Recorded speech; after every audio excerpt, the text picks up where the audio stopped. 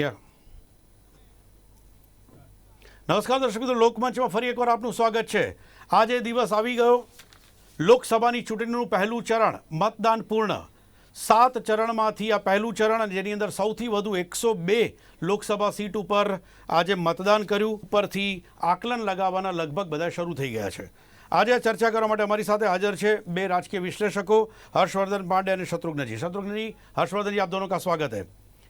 वक्त बर्बाद ना करते हुए सीधा, क्योंकि आज 102 21 स्टेट्स एक साथ, जो यूनियन टेरिटरी है उसका भी मेरे हिसाब से वक्त बहुत कम है. आधे घंटे में हम कोशिश करेंगे एनालिसिस करने की.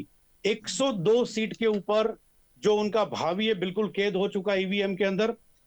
सबसे पहले मेरे हिसाब से एक टफ, जो मेरी नॉर्थ और वेस्टर्न बेल्ट के जो रिपोर्टर्स है, और ये बिल्कुल ओपनली सबको ये एक्सेप्ट करना पड़ेगा, और मेरे हिसाब से आप भी करें. आप भी बहुत इतने ही निखालस प्रकृति के लोग हैं, बहुत ही ओपनली बोलते हैं कि साउथ की डिस्कशन ज्यादातर नॉर्थ के न्यूज चैनल्स में कम होती है, और उसमें भी हम कोशिश कर रहे हैं कि गुजरात में हम साउथ के, खास करके तमिलनाडु, आज जो 39 सीट्स पे हुआ, शुरुआत वहां से करेंगे.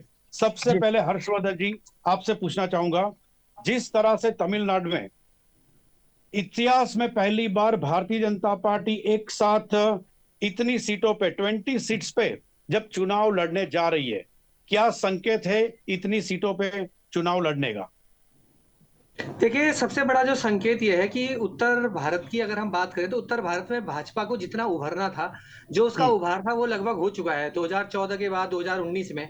अब भारतीय जनता पार्टी का जो पूरा फोकस है वो आपका दक्षिण की तरफ है, और दक्षिण के जरिए तमिलनाडु एक ऐसी जगह है जिसके जरिए भारतीय जनता पार्टी जो है दक्षिण की पूरी राजनीति को कर्नाटक की तर्ज पे जो है साधने की कोशिश करना चाह रही है.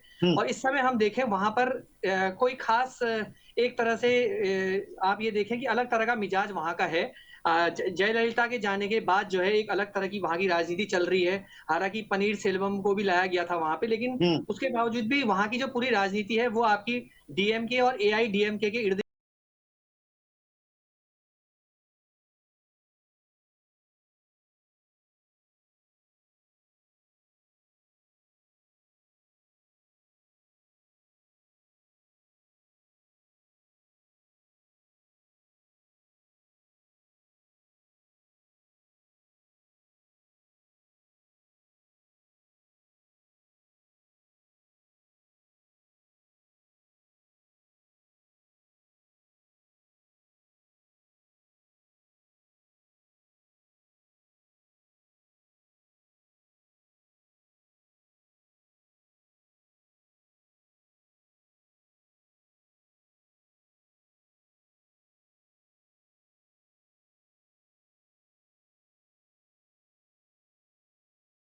गिर्द घूम रही है. तो कहीं ना कहीं मतदाता का जो वोटर है वो एक अलग विकल्प की तरह भी तलाश कर रहा है. और प्रधानमंत्री नरेंद्र दामोदर दास मोदी ने जिस तरीके से, जिस तरह के हाल के समय में वहां पर अपने दौरे किए हैं और अपनी पूरी ताकत वहां पर लगाई है, बड़ी बड़ी रैलियां की हैं, रोड शो किए हैं, तो कहीं ना कहीं एक संकेत है कि अब भारतीय जनता पार्टी दक्षिण के इस बड़े दुर्ग के जरिए जो है एक तरह से अलग तरह की राजनीति जो है वो दक्षिण में अपने को उभारना चाहती है. और यही संकेत जो है आज के इस जो ये पोल वगैरह चल रहा है उसको देखते हुए लग रहा है. और पार्टी की बड़ी तैयारी है, और वहां की जो राजनीति है वो स्थानीय जो राजनीति है वो एआईडीएमके और डीएमके इन दोनों के इर्द गिर्द ही घूमती रही है. अब पहली बार जो वैक्यूम जयललिता के जाने के बाद वहां पर वहां की राजनीति में देखने को मिल रहा है, उसको भरने की कोशिश भारतीय जनता पार्टी अपनी तमिलनाडु की सियासत के जरिए करने जा रही है. जी, शत्रुघ्न जी, सेम क्वेश्चन आपको भी, की क्या दिख रहा है? मतलब 20 सीटों पे एक साथ इतने सालों में पहली बार, इतिहास में पहली बार भारतीय जनता पार्टी, जैसे बताया हर्षवर्धन जी ने, कि साउथ में भी अपना, मतलब कुछ अपना जो वजूद है वो दिखाने की कोशिश, ये वक्त बिल्कुल जोर लगा के भारतीय जनता पार्टी का जो परफॉर्मेंस है, खास करके ग्राउंड में चुनाव के प्रचार के दौरान, ये दिख रहा है. तमिलनाडु की बात करें, 20 सीटों पे भारतीय जनता पार्टी का चुनाव. जी देवांग सर, जैसा आपने अपने ओपनिंग रिमार्क में बताया कि भारत जो देश है, उत्तर और दक्षिण, दो ध्रुव कह लीजिए, दो राजनीतिक विचारधारा कह लीजिए, या जो दो संस्कृति कह लीजिए, आर्य और द्रविड़ की, उसमें बटा हुआ है, इसमें तो कोई दोहराई नहीं है. लेकिन हम एक अखंड भारत की बात करते हैं, और पूरा देश जो एक ही सभ्यता, एक ही संस्कृति और एक ही राजनीतिक माहौल में होना चाहिए, वैसा नहीं है, क्योंकि भारत विविधताओं वाला देश है. और ये हमारी जो डाइवर्सिटी है देश की, यही हमारी खूबसूरती है. लेकिन अब बात अगर हम आज के चुनाव की करते हैं, राजनीति की बात करते हैं, तो अब तक बीजेपी को कर्नाटक, आंध्र और 2 स्टेट में इनको अब तक जो सफलता मिली थी, अब ये वही सफलता तमिलनाडु, केरल और तेलंगाना में भी उन्होंने कोशिश की. अब पहली बार इनको तमिलनाडु में एक अच्छा जो नेतृत्व मिला है, एक स्पेस मिला है जयललिता के जाने के बाद में. क्योंकि जयललिता के बाद के जो उनके उत्तराधिकारी कह लीजिए या उनके जो भी पार्टी के नेता हैं, हम्म। उनमें एक अपील जो होनी चाहिए थी स्टेट के लेकर के वो नहीं हम्म। है। और हम्म। चूंकि जयललिता एनडीए की पार्टी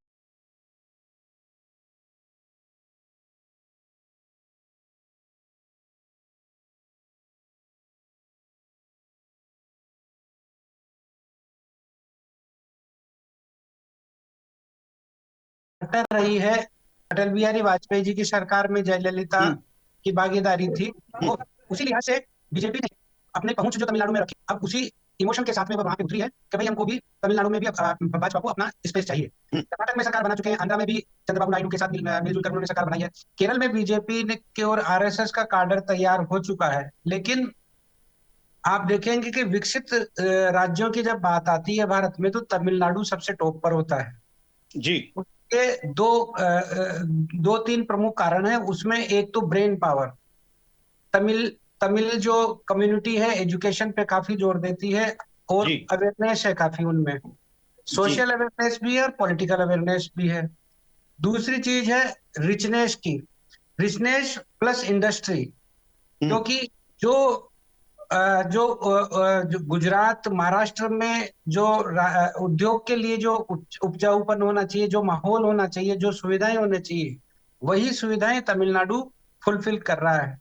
जी। उसकी वजह से वहां पे औद्योगिक जो एक विकास एक है वो एक भी अच्छा रीजन एक रीजन में और ऐड भी करना चाहूंगा कि बहुत सारे तमिलियंस हिंदुस्तान के बाहर दुनिया के है। अलग अलग देशों में बरसों से वहां पे रह रहे और उन्होंने अपना एक वजूद भी बनाया है।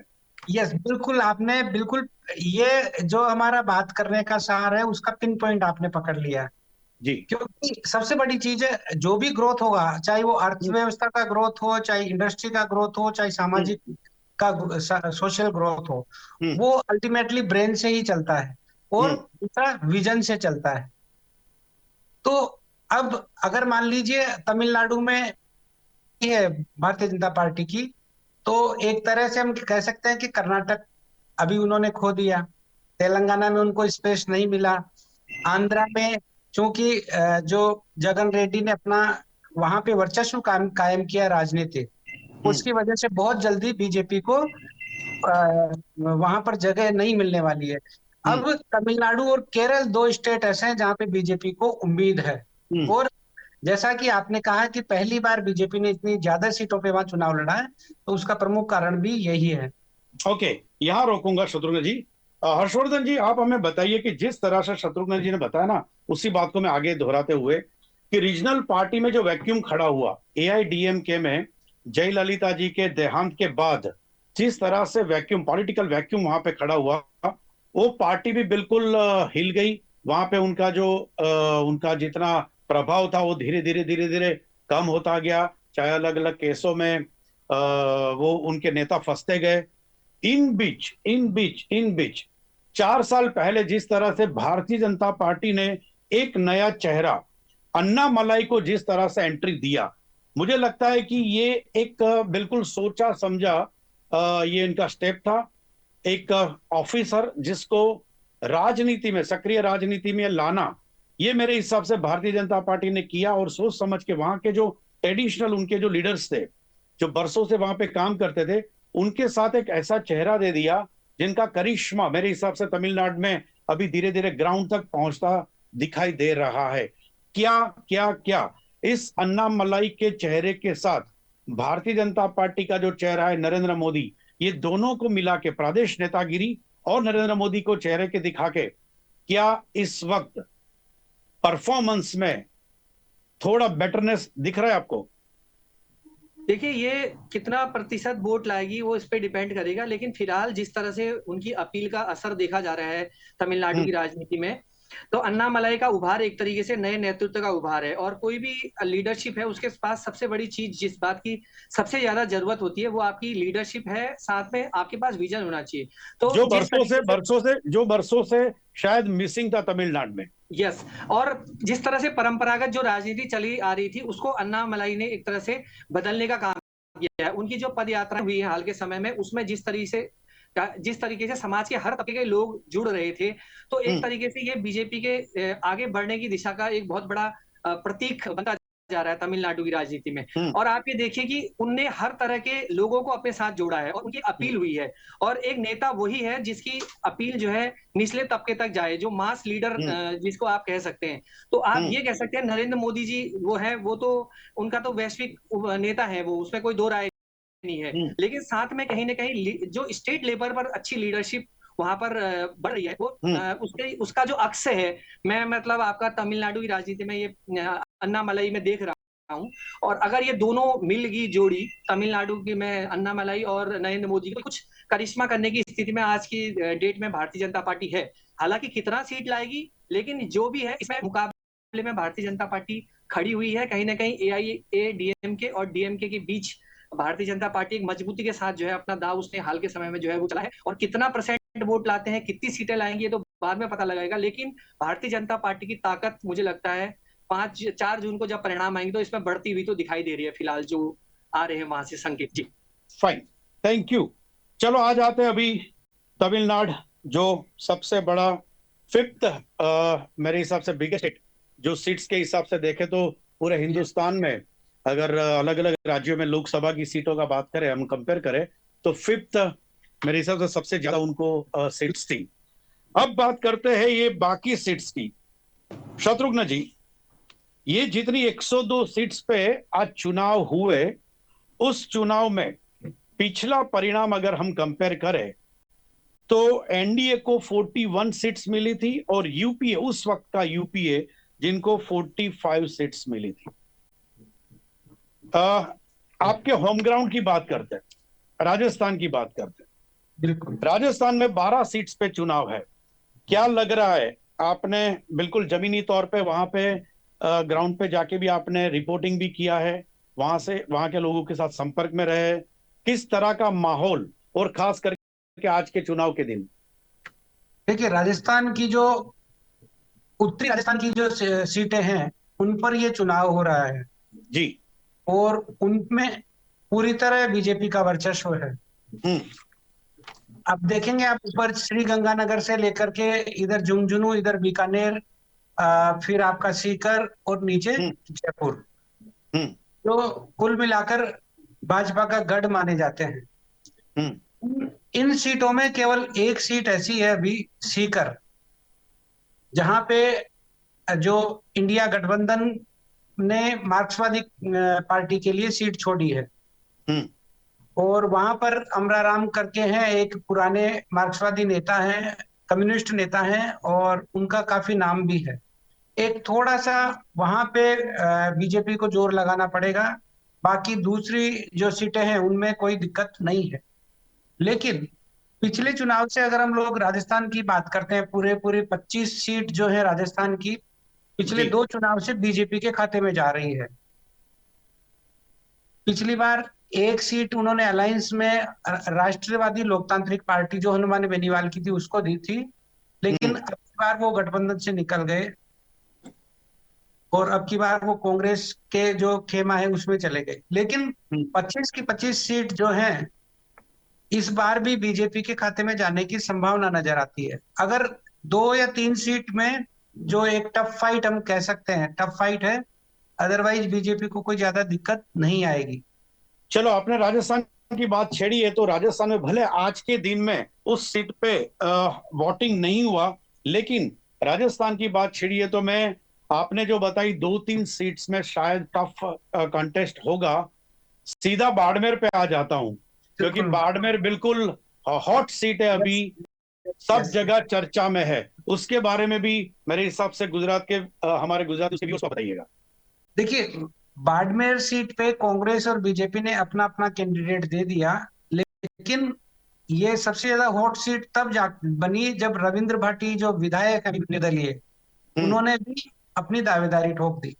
दरअसल हुआ क्या था कि अभी जो दिसंबर में विधानसभा चुनाव हुए राजस्थान के, तब रविंद्र भाटी को बीजेपी ने अपने खेमे में ले लिया था। पार्टी में वो शामिल हो गए थे और उनको शिव सीट से टिकट मिलने की पूरी संभावना थी, लेकिन पार्टी की अंदरूनी खींचतान की वजह से रविंद्र भाटी को टिकट नहीं मिला और बीजेपी के ही वहां के जो स्थानीय कद्दावर नेता थे उनको टिकट दिया। रविंद्र भाटी तब से ही पार्टी बीजेपी से नाराज हुए और उन्होंने इंडिपेंडेंट अपना पर्चा भरा और वो भारी बहुमत के साथ जीत जीत गए। अब ओके। क्योंकि रजत भाटी महत्वाकांक्षी हैं, छात्र नेता रहे हैं, छात्र संघ के अध्यक्ष भी रहे हैं, इसलिए उनके साथ युवा शक्ति काफी जुड़ी हुई है। और मात्र 26 साल के हैं, जिनकी चर्चा आज पूरे देश में हो रही है, और हम गुजरात में भी उनकी चर्चा कर रहे हैं। जी जी जी जी। चलो आ जाते हैं हर्षवर्धन पांडे जी आपके होम ग्राउंड के ऊपर। उत्तर प्रदेश, उत्तर प्रदेश में 80 में से 8 सीटों पे आज चुनाव, आठों आठ पिछले चुनाव में 2019 में भारतीय जनता पार्टी के पास थी। उस 8 सीट के बारे में कुछ बताइए, ग्राउंड में क्या हुआ, माहौल कैसा था? हर्षवर्धन जी। देखिए, माहौल तो इधर यहाँ जिस तरीके से केंद्र सरकार की जो तमाम योजनाओं को अच्छे तरीके से योगी आदित्यनाथ ने इम्प्लीमेंट करने की कोशिश की है, उसका प्रभाव दिख पा रहा है। लेकिन सबसे बड़ी जो चिंता है वो वोटिंग के परसेंट को लेके है। अभी जब जी। चुनाव आयोग के फाइनल आंकड़े आएंगे, उसमें वोट का आंकड़ा कितना जाएगा, इस पर बहुत हद तक चीजें डिपेंड करेंगी। लेकिन भारतीय जनता पार्टी की अगर हम बात करें तो इस सीट पे जो है वो मजबूती के साथ नजर आ रही है। और जिस तरीके से यहाँ पर कोई विपक्ष के पास कोई मुद्दा नहीं है और विपक्ष एक तरह से बटा हुआ नजर आ रहा है।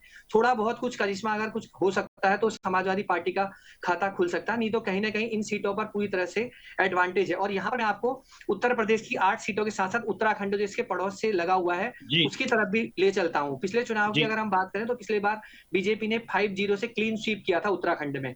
और अभी हाल के वर्षों में जो बीजेपी का मैनिफेस्टो आया उसमें यूसीसी की भी बात की गई है, देश में जो लागू करने की है। तो यहाँ पर अभी 5 की 5 सीटों पे वोट का परसेंट अभी 3 बजे तक के जो आंकड़े थे उसमें चुनाव आयोग के मैं देख रहा था कि उत्तराखंड में 45% के आसपास वोट पड़ा है।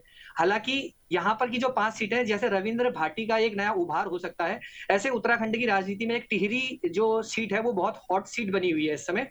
यहाँ पर रविंद्र भाटी की तर्ज पर एक पेपर लीक का जो मुद्दा उठा था उत्तराखंड की राजनीति में, तो उसको लेकर बॉबी पवार नाम का एक लड़के हैं, वो पहली बार युवा है 25-26 साल का, तो वो काफी अच्छी फाइट यहाँ पर देते हुए नजर आ रहे हैं। बड़े पैमाने पर युवा उनके साथ जो है वो दिखाई देते हैं उत्तराखंड की अगर इस सीट की बात करें। और लंबे समय से ये जो टिहरी सीट है ये राज परिवार है, उसका जो है बहुत बड़ा गढ़ रहा है। और माला राजलक्ष्मी शाह जो है अभी यहाँ पर उम्मीदवारी कर रही है भारतीय जनता पार्टी की तरफ से। इसके पास में एक आपकी नैनीताल की जो सीट है वो लगी हुई है। केंद्रीय रक्षा राज्य मंत्री और केंद्रीय पर्यटन राज्य मंत्री अजय भट्ट जो है उनकी साख जो है यहाँ पर दांव पर लगी हुई है। वो कहीं ना कहीं थोड़ा उनको एडवांटेज जो है वो नजर आ रहा है। और इसका सबसे ज्यादा जिसकी नजर है उत्तराखंड की सीट पे, वो हॉट सीट इस समय जो है गढ़वाल की बनी है। गढ़वाल में पौड़ी गढ़वाल जो है ऐसा है जहां से केंद्रीय मंत्री और पूर्व उत्तराखंड के मुख्यमंत्री बीसी खंडूरी लंबे समय तक जो है नेता रहे, संसद में उन्होंने प्रतिनिधित्व करा। इसके बाद पूर्व मुख्यमंत्री जो उत्तराखंड के थे तीरथ सिंह रावत जो है वो वहां से अभी सांसद वगैरह थे, उनका टिकट इस बार काटा गया। और अनिल बलूनी की जो है वो सबसे ज्यादा चर्चा इस सीट पे है, सबसे ज्यादा चर्चा, क्योंकि बलूनी जी संगठन में थे, सीधा सक्रिय राजकारण में उनको उतार दिया। ये मेरे हिसाब से सबसे ज्यादा चर्चा में रहे नाम। जी जी। और बलूनी जो है भारतीय जनता पार्टी की जो राष्ट्रीय मीडिया है उसके जो भी इंचार्ज भी हैं दिल्ली में, तो इससे पहले राज्यसभा के वो सांसद भी थे, लेकिन इस बार उनको यहाँ पार्टी ने टिकट दिया। तो कहीं ना कहीं यहाँ पर पूरा पार्टी ने जोर लगाया है।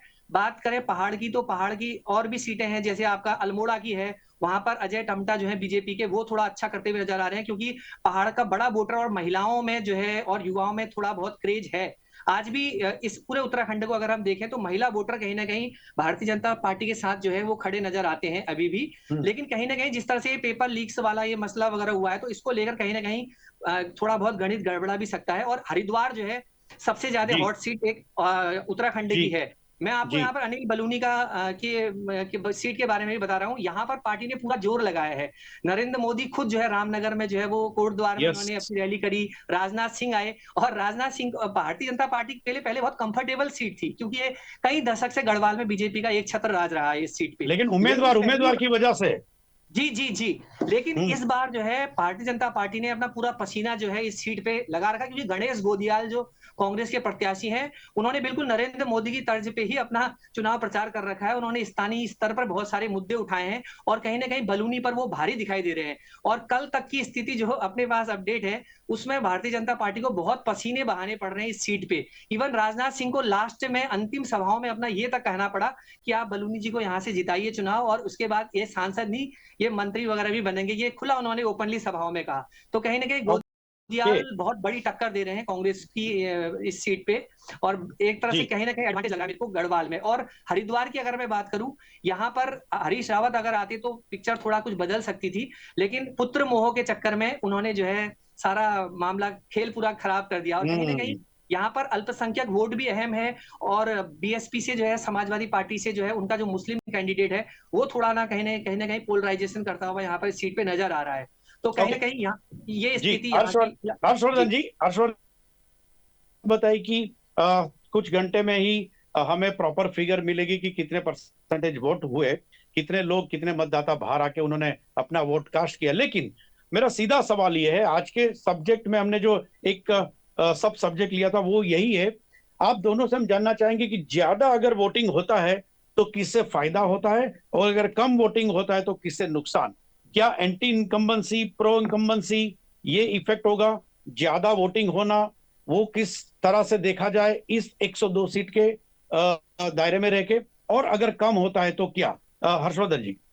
देखिए, फिलहाल आप ये देखें सर, देवांग सर, अगर आप देखिए तो 2014 के बाद से एक तरह से वोटिंग का ट्रेंड जो है पूरी तरह से बदला है। आप ये देखें कि मतदाता अगर वोटर को देखें, उसके मिजाज को हम परखें, तो जो राज्य स्तर की राजनीति है उसमें उसका अलग तरह का मिजाज देखने को मिलता है। और ओवरऑल अगर हम 2014 के बाद से देखें तो केंद्र में एक स्थिर सरकार के लिए मतलब वो वोट वगैरह करता है। हालांकि आजकल एंटी इनकम्बेंसी जैसी बातें तो रही नहीं है, प्रो इनकम्बेंसी का ही ज्यादा वो है। और जी फिलहाल इस तरीके से बीजेपी के पास देखिए, चुनाव तो आपका मैनेजमेंट से जीता जाता है, आपके पास अच्छा कैडर होना चाहिए, आपके पास अच्छा संगठन होना चाहिए, इनमें तो बीजेपी का कोई तोड़ नहीं है। और उसके जितने अनुसांगिक संगठन हैं वो भी बड़ी मेहनत कर रहे हैं। मैं आज देख रहा था कि बड़े पैमाने पर लोग जो है, उसके जो कैडर के लोग थे वो लोगों को लेके आ रहे थे मतदान केंद्रों में, और भीड़ तो लग रही है अभी भी। अभी जो फाइनल आंकड़े आएंगे उसके आधार पर डिपेंड होगा, लेकिन जी कहीं ना कहीं ये चीजें बहुत ज्यादा मायने रखती नहीं है। अगर ज्यादा पोल का परसेंट होता है तो कई बार ये सत्तारूढ़ पार्टी के पक्ष में भी जाता दिखाई देता है। और स्थितियां तो कुछ इस तरह की हैं, लेकिन फिर भी देखने वाली बात होगी कि क्या फाइनल स्थिति रहती है, क्या फाइनल टैली जी। आती है, इसका वोट। शत्रुघ्न जी, अगेन अगेन सेम क्वेश्चन, ये अंतिम सवाल है आपको और वक्त कम है। सेम सवाल कि क्या ज्यादा मतदान किसको फायदा, कम मतदान किसको नुकसान? देखिए देवांग सर, जैसे आपने पहले ही कहा कि क्या अधिक मतदान होता है तो क्या उसे एंटी इनकम्बेंसी माने या सरकार के कामकाज का समर्थन। हम्म अब ये तो हर्षवर्धन जी ने भी बहुत अच्छी तरह बताया कि भाई पिछले 15 से 20 साल में वोटिंग पैटर्न पूरा चेंज हो गया है। उसके हम्म दो प्रमुख कारण हैं। एक तो कम्युनिकेशन और जनसंपर्क के साधन इतने ज्यादा हो गए हैं जी कि अब हम ये कह नहीं सकते कि किस आधार पे ये पोलिंग कम हुआ है, कहीं पे कोई ज्यादा हुआ है। जी और दूसरी चीज जो है, चुनावी अभियान जो है वो इतना ज्यादा बदल गए हैं कि अब देखिए, तेलंगाना में बीजेपी ने जबरदस्त प्रचार किया था। हम्म हैदराबाद का जब चुनाव हुआ था लोकल बॉडी का, तब भी जबरदस्त हम्म प्रचार किया था।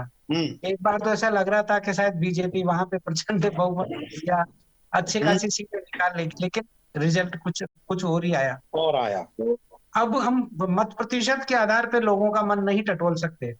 जी और जैसा कि हर्षवर्धन जी ने बताया भाई, उत्तराखंड की जो उन्होंने चित्र बताया, हरिद्वार, बलौनी, गढ़वाल, बहुत अच्छा लगा, क्योंकि उन्होंने जिस गहराई और जमीनी स्तर की उन्होंने स्टडी की है यस। वैसा ही दूसरी जगहों पे भी है। और उसका एक thank you so much, thank you so much Shatrughan ji. वक्त हमारे पास कम है। हर्षवर्धन जी, ये थैंक बात यू। है हमारी आज की। हम ये कोशिश कर रहे हैं गुजरात न्यूज से गुजरात के लोगों तक ये बात पहुंचाने की, पूरे हिंदुस्तान में जो अलग अलग 22 स्टेट्स में जो ये न्यूज चैनल जो देखा जा रहा है कि अलग अलग क्षेत्रों में जहां पे आज चुनाव हुआ वहां की जमीनी स्थिति आज क्या थी, क्या लग रहा है, कैसे कैसे इक्वेशंस फ्यूचर में आ सकते हैं। आपने बताया कि ज्यादा मतदान करने की कोशिश इलेक्शन कैंपेनिंग के द्वारा भी होती है, पॉलिटिकल पार्टीज करते हैं, उनके कैंडिडेट्स करते हैं, उनके जो कार्यकर्ता वो करते हैं। लेकिन इनके साथ हमें शुक्रिया भी अदा करना चाहिए, अप्रिशिएट करना चाहिए जिस तरह से इलेक्शन कमीशन ऑफ इंडिया ने इस इतने बड़े देश में इतना लंबा चुनावी जो कार्यक्रम है उनमें पहला चरण उन्होंने सक्सेसफुली उन्होंने आज पूर्ण किया है। थैंक यू सो मच, आप दोनों हमारे साथ जुड़े। તો દર્શક મિત્રો, આથી લોકમંચમાં આટલી ફરી મળીશું આવતીકાલે એક નવા વિષય સાથે। ત્યાં સુધી રજા આપશો, નમસ્કાર।